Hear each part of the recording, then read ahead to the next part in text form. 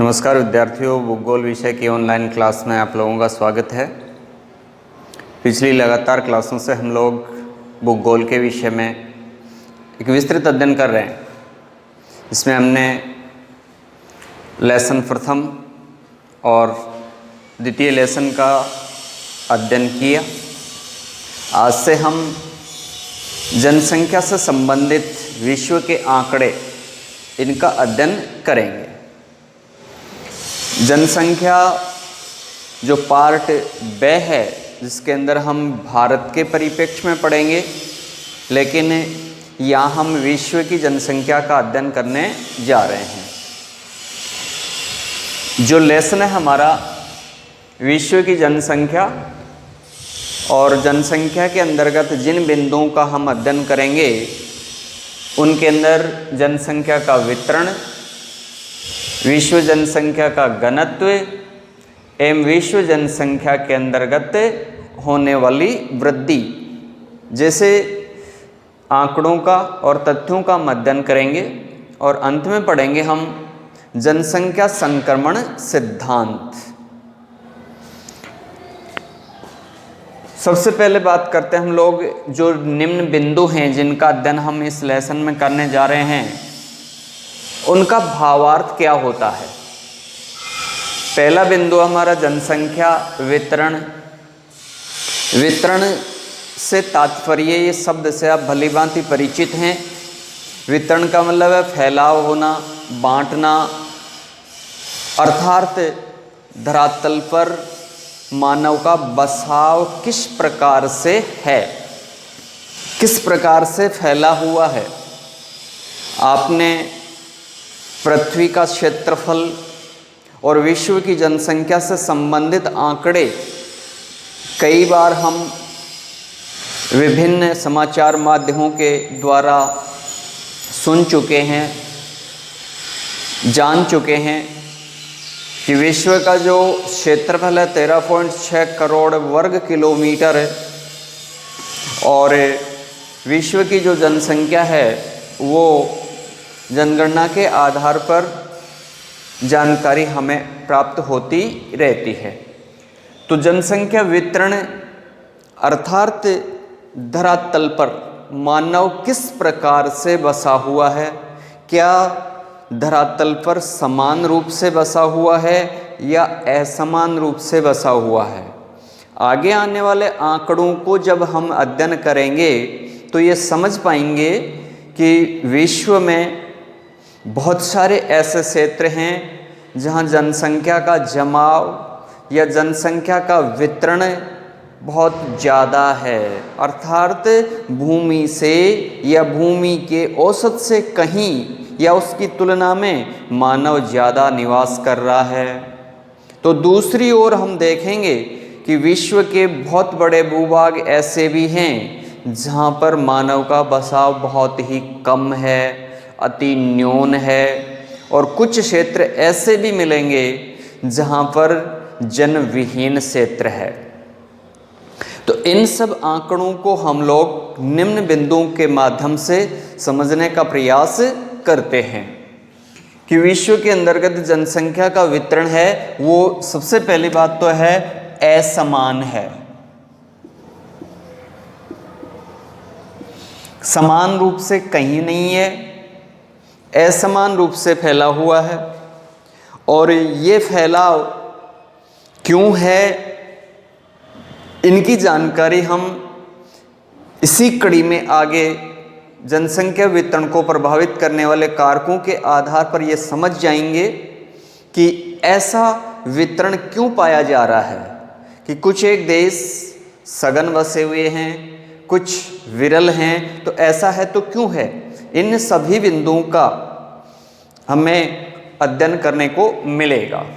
इससे पहले हम एक बात पे चर्चा करते हैं कि मानव एक संसाधन के रूप में। संसाधन शब्द से आप लोग भलीभांति परिचित हैं। कक्षा 10, 9 या छोटी क्लासों में भी, 11वीं क्लास में भी हमने संसाधनों के बारे में अध्ययन किया। अर्थात संसाधन एक ऐसी अभिव्यक्ति है एक ऐसा मानव उपयोगी तत्व है जो मानवीय आवश्यकताओं की पूर्ति करता हो, कहीं न कहीं वो विकास की ओर बढ़ाता हो, उसे हम संसाधन कहते हैं। लेकिन मानव संसाधन कैसे है, कि मानव एक संसाधन के रूप में कैसे है।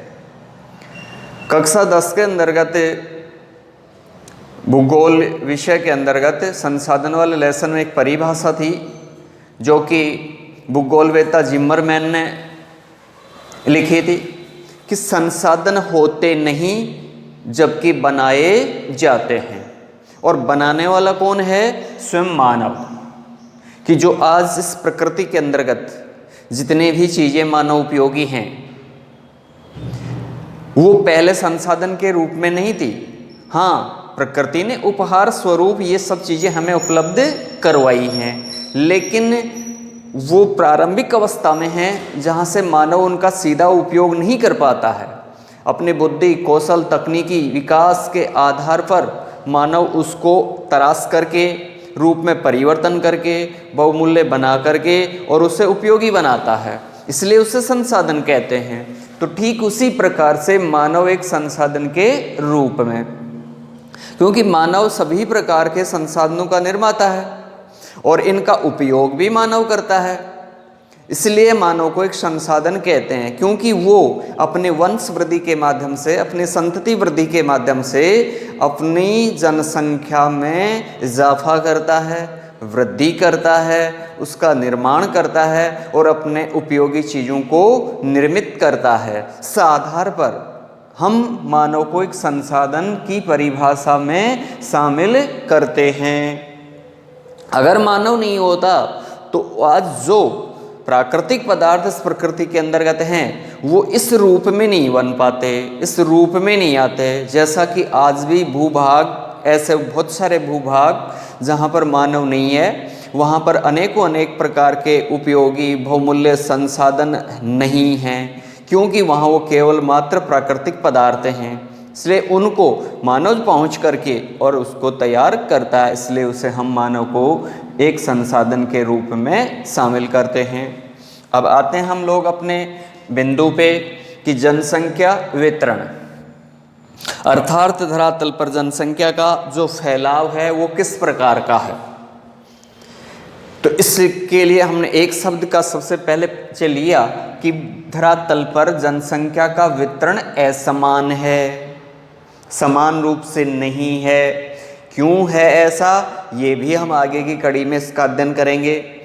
अब वितरण ऐसा क्यों है, या कहीं ज़्यादा है और कहीं कम क्यों है, ये जो निम्न बिंदु हैं जिनको जनसंख्या वितरण को समझने के लिए ज़रूरी है। तो ऐसी बात है, इसमें हम सबसे पहले एक जनसंख्या विशेषज्ञ डी मोन थे, उन्होंने कुछ विश्व की जनसंख्या के आंकड़े उपलब्ध करवाए हैं और उन आंकड़ों के अंतर्गत या विश्व जनसंख्या का जो वितरण असमान है उसको समझने के लिए हम निम्न आंकड़ों पर चर्चा करेंगे।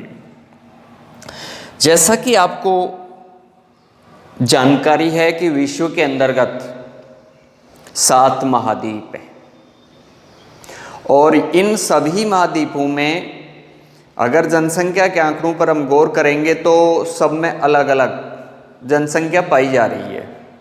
तो सबसे पहले हम जब बात करते हैं जो क्षेत्रफल की दृष्टि से एवं जनसंख्या या जनसमूह की दृष्टि से विश्व का सबसे बड़ा महाद्वीप है एशिया। तो सबसे पहले बात करते हैं हम लोग कि विश्व की जनसंख्या असमान है या वितरण असमान है, इसको लेकर के बात हम करते हैं कि एशिया महाद्वीप के अंतर्गत जो जनसंख्या क्षेत्रफल में सबसे बड़ा है, एशिया महाद्वीप में विश्व की कुल जनसंख्या का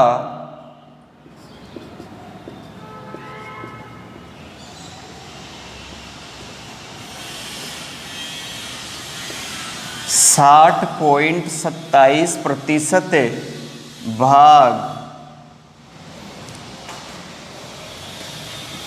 तथा जो विश्व का सबसे छोटा महाद्वीप है तथा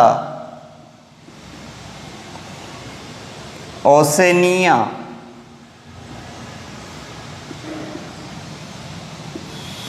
में विश्व की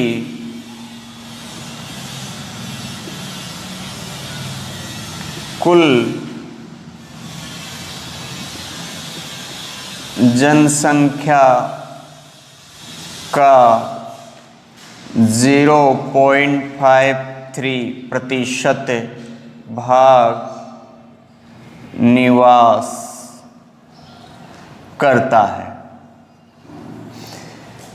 पहली जानकारी हमारे समक्ष निकल कर के आई है जनसंख्या के असमान वितरण को लेकर के कि एशिया महाद्वीप में विश्व की जो कुल जनसंख्या है 2013 के अंतर्गत 714 करोड़ जो जनसंख्या थी, उस जनसंख्या का 60.27% भाग तो निवास करता है एशिया महाद्वीप में। जबकि इसके विपरीत अगर हम बात करते हैं तो ओशनिया महाद्वीप, जिसे ऑस्ट्रेलिया, तस्मानिया एवं न्यूजीलैंड को मिलाकर के ओशनिया कहा जाता है। कई बार आप कंफ्यूज ना हो जाएं कि ये कौन सा महाद्वीप आया। ऑस्ट्रेलिया का नाम हमने सुन रखा है, लेकिन ओशनिया का नाम हमारे महाद्वीपों की लिस्ट में नहीं है। तो ऑस्ट्रेलिया को ही और ऑस्ट्रेलिया के पड़ोस में जो तस्मानिया, फिजी और न्यूजीलैंड जो हैं उनको मिला करके और ओशनिया कहते हैं। तो इन सभी की जो जनसंख्या है वो विश्व की कुल जनसंख्या का 0.53%, अर्थात यूँ कह सकते हैं कि विश्व की कुल जनसंख्या का आधा प्रतिशत भाग भी निवास नहीं करता। इससे ये निष्कर्ष निकल करके हमारे समक्ष आया है कि एशिया महाद्वीप तो सघन बसा हुआ है और ओशनिया महाद्वीप विरल बसा हुआ है। ये जनसंख्या के वितरण की पहली बिंदु या पहली जानकारी। दूसरी, अगर हम विश्व की जनसंख्या को लेकर के बात करते हैं तो विश्व की 90% जनसंख्या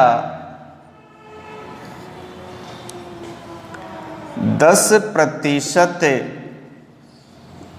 स्थल पर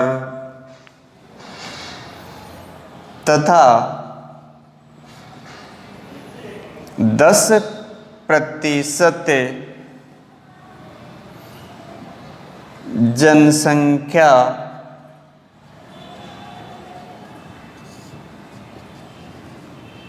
स्थल के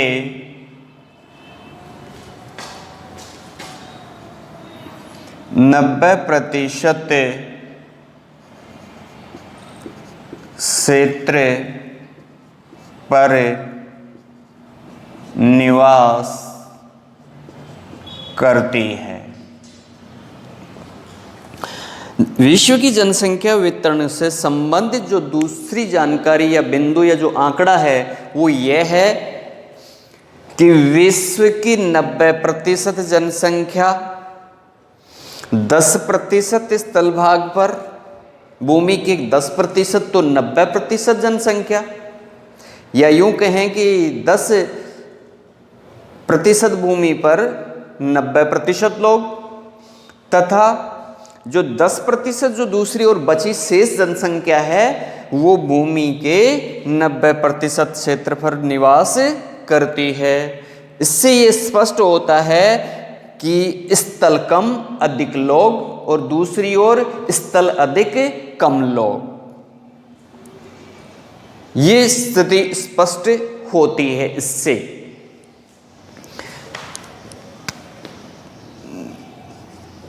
तीसरा बिंदु, विश्व की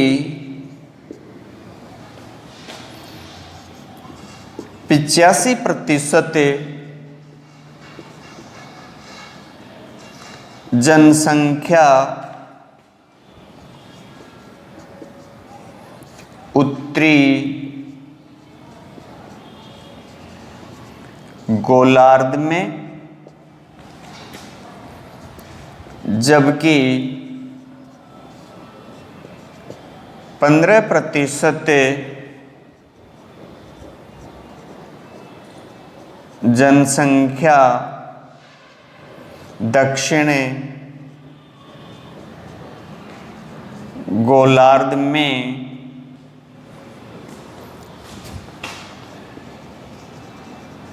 निवास करती है।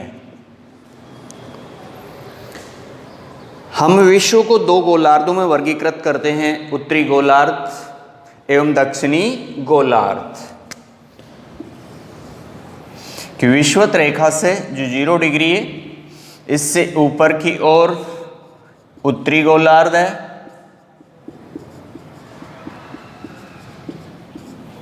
विषुवत रेखा से दक्षिण में दक्षिणी गोलार्ध है। यह संपूर्ण पृथ्वी इसके दो हिस्से, उत्तरी गोलार्ध जो है उसके अंदर विश्व की 85% जनसंख्या निवास करती है, जबकि जो दक्षिणी गोलार्ध है इस पर मात्र 15% जनसंख्या निवास करती है। ये बिंदु भी स्पष्ट करता है कि उत्तरी गोलार्ध सघन बसा हुआ है, जबकि दक्षिणी गोलार्ध जनसंख्या के मामले में काफी विरल बसा हुआ है।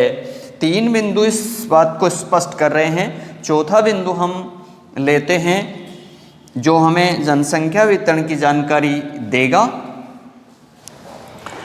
चौथा बिंदु है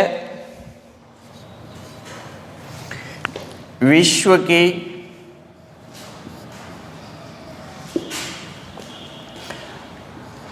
अस्सी प्रतिशत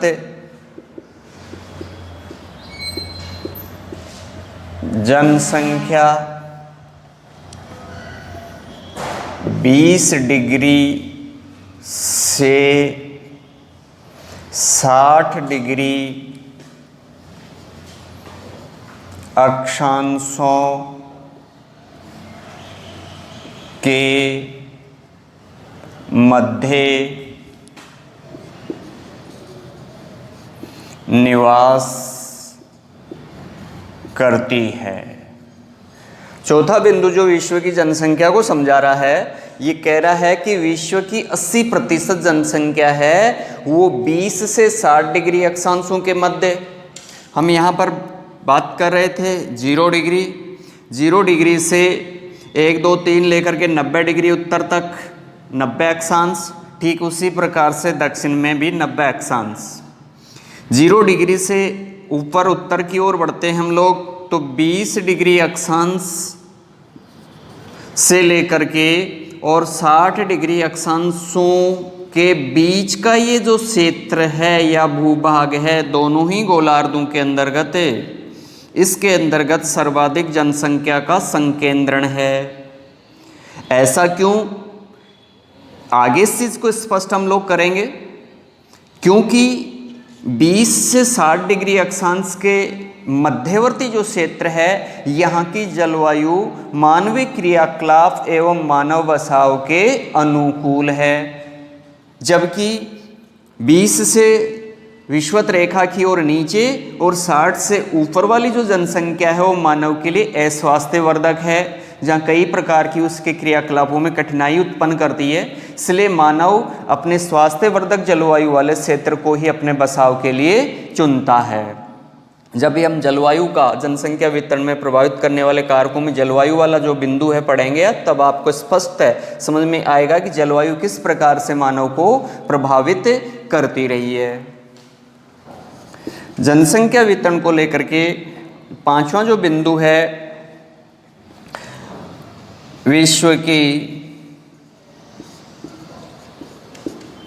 70% जनसंख्या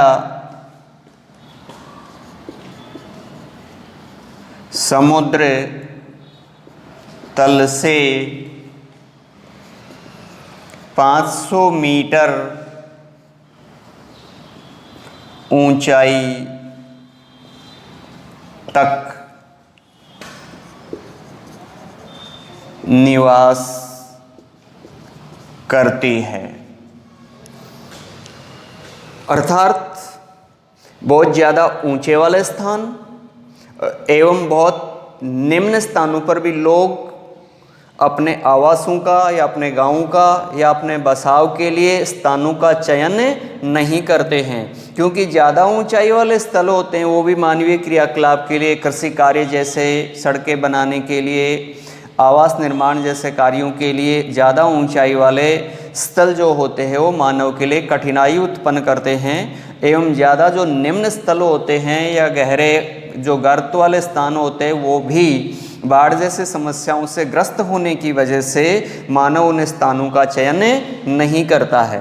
तो इसलिए ये बात स्पष्ट करती है कि मानव 500 मीटर अधिकतम ऊंचाई जो है समुद्र तल से, वहाँ तक ही अधिकांश अपना बसाव या अपने आवास का निर्माण करता रहा है।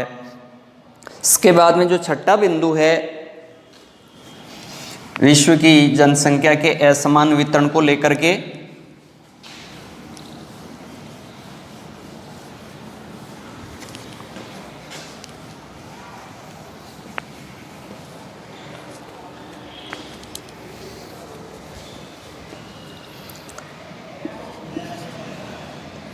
विश्व की 65% जनसंख्या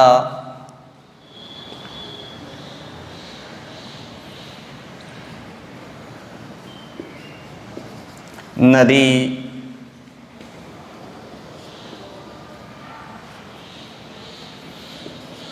तटीय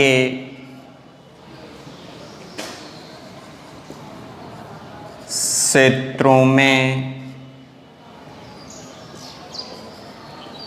निवास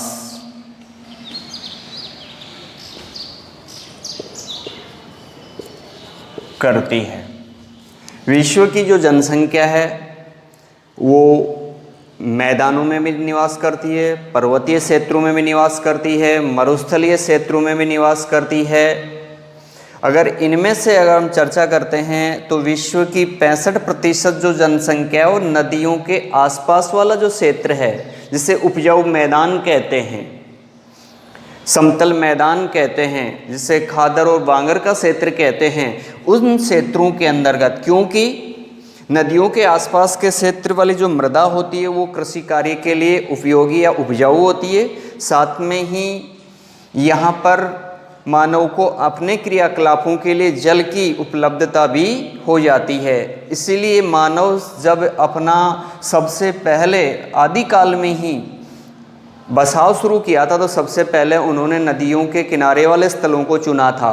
और इसी का उदाहरण आज हम विश्व की जो प्राचीनतम नदी घाटी सभ्यताएं हैं, चाहे भारत में सिंधु घाटी की सभ्यता हो, चीन में यांगत्से कियांग की सभ्यता हो, टिग्रिस की सभ्यता हो रोम में, तो ये सारी सभ्यताएं नदियों के किनारे पर सबसे पहले विकसित हुई थी। उसका कारण यही है उपजाऊ मृदा और अपने उपयोगी जल की उपलब्धता, और उसी का अनुसरण आज भी मानव करता आ रहा। कि अगर हम भारत की बात करेंगे तो भारत का जो गंगा का मैदान है उसके आसपास वाले क्षेत्रों में सर्वाधिक जनसंख्या निवास करती है। तो ये 6 बिंदु हमारे हैं जो विश्व की जनसंख्या का जो वितरण है उसको समझने के लिए, कि कहीं जनसंख्या अधिक और कहीं पर कम है या जनसंख्या का जो वितरण है वो असमान है, इसको लेकर के ये 6 बिंदु हमें स्पष्ट कर देते हैं। तो इनके आधार पर हम जनसंख्या वितरण की जानकारी ली है। इसके बाद में हम जनसंख्या वितरण के जो क्षेत्र हैं विश्व के अंतर्गत, कि कहाँ अधिक है और कहाँ कम है, उनके उदाहरण सहित उनको भी समझ पाएंगे।